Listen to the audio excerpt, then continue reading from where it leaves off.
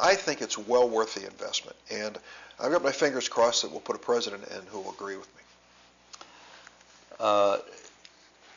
I guess we'll just speculate whether or not it was a political decision or a cost decision. There's well, no I'm telling you, it troubles me that they didn't pull the plug until Illinois beat Texas.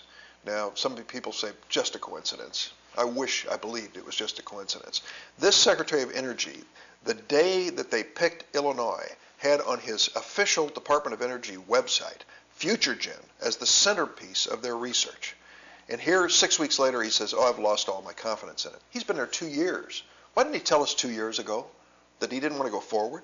I mean, that to me just tells the whole story. Something happened here that really isn't all about science. Let's move on. One of the issues that I would say is huge, it's the elephant in the room that no one is talking about too much, is this growing unfunded liabilities. As we tape this week in our entitlement programs, Social Security, Medicare, Medicaid, U.S. Comptroller General David Walker, who actually just announced he's resigning, I don't know if you heard that, but went around the country last year on a fiscal wake-up tour. It's estimated that come 2018, the taxes off of Social Security will not be sufficient to meet the benefits that need to be paid out, and every year after that, the red ink just gets worse.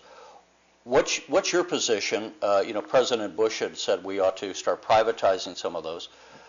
What's your position on what we should do on Social Security and really address not just Social Security, but all these unfunded liabilities that are built into the system?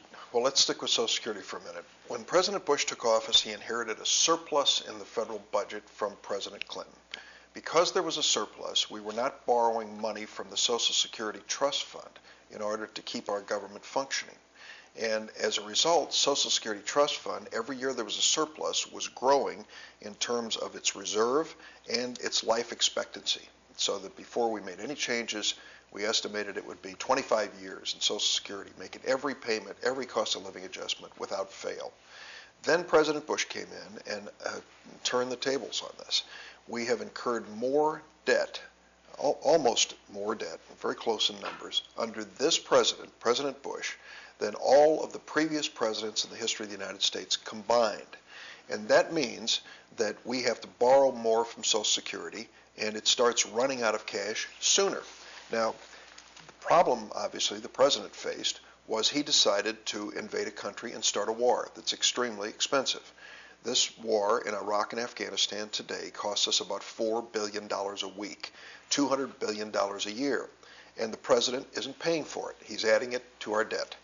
And in addition, to make it worse, aggravate the situation, he is the first president in the history of the United States to initiate a tax cut in the midst of a war. Other presidents saw it the obvious thing. You have your ordinary budget of your country, and now you have a war added on to it, so that war has to be paid for. People, some of the older folks here remember savings bonds and all the rest of the ways that we paid for war. Sometimes we imposed taxes. This president said, no, I'll wage a war, and I won't pay for it, and I'll cut taxes at the same time. The deficit has gotten dramatically worse. If you and I could sit down now and think ahead 15 or 20 years, we could make reasonable changes to the current Social Security system that would buy another 30 or 40 years. I mean it. With the miracle of compound interest, we can find small changes that would not dramatically impact people who receive these benefits, that would play out over time to buy it all this longevity. Unfortunately, you can't, with a president only 1 year left in his term and a Congress on its way out and a new president in, we're not making those decisions, but the next president should. I came to Washington in 1982, elected. 83, walked in the door, they said, welcome to Washington, Social Security's broke. Oh, great. So we sat down, President Reagan, Tip O'Neill, Republican Democrat, worked it out and bought all of the time we currently have in Social Security. We can do this, and I think there'll have to be some sacrifices. Well, they won't be major. One thing they did do, that was the Greenspan Commission back then, and they dramatically increased the taxes, the payroll taxes. The thing that David Walker said, and I think for our viewers to understand, there's the operational deficit within the budget, how much they're not meeting, but there's a systemic deficit in the Social Security system, which really was addressed long before as a problem. The Kerry Danforth Commission back in '95, long before President Bush was in office, was saying the benefits that we have and the revenue we can project, this is not sustainable. So, there's just a massive problem there that, people question if you can tax your way out of it. I mean, what people are saying is you can't tax your way out of it. No, I disagree. And I'll tell you, there are three levers you pull or push here to... Can I throw one other thing in there? Sure.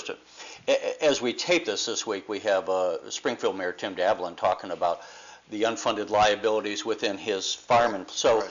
what we see, and for the purpose, I think, of a lot of these taxpayers, the same taxpayers who, let's say, are Springfield residents and residents of Sangamon County and residents of the state of Illinois, residents of the United States, those same taxpayers are being asked to support these pensions at the local level, state level, federal level. So collectively, I think, as compared to Social Security in a vacuum, there's only so much we can go to the taxpayers. I agree with that. With in totality. So I'm sorry, just as a background. I agree with that. But to put it in context, there was a time when people said, okay, I'm going to retire.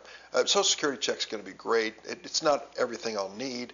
Thank goodness I have my pension where I work and my savings. And we'll put all three of those things together, and I think we can do quite well in retirement.